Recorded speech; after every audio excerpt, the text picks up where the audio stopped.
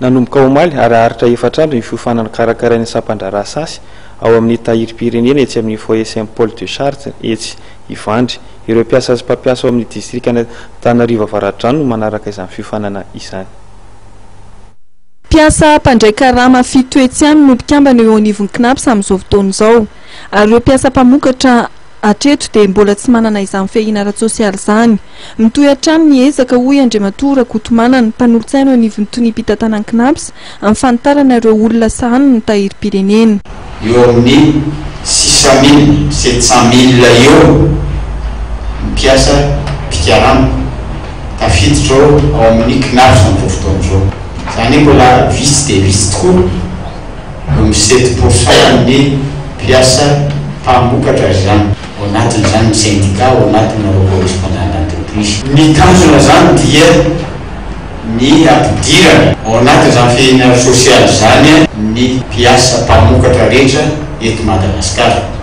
Isan'ny ezaka efa natomboka ary mbola tohizana ankehitriny ny fanofanana karakanain'ny Cnaps tamin'ny alalan'ny service d'action sanitaire et sociale.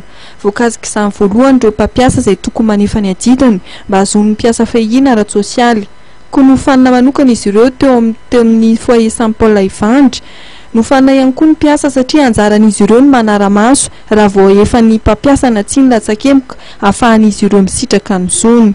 Ny fanentanana tena atao amin'ny mpampiasa zany araka ny fampianarana vao azo teo dia ilaina foana zany satria fiarovana ho an'ny mpampiasa ange indrindra ny fandrotsahana an'ilay cotisation dia manentana zany izay ny mpampiasa aoka re mba ho arotsaka any amin'ny Cnaps lay fiahina lay cotisation izay ilaina amin'ny mpiasa fahazakeazana satria aminay zany dia ohatrany hoe mangalatra izay.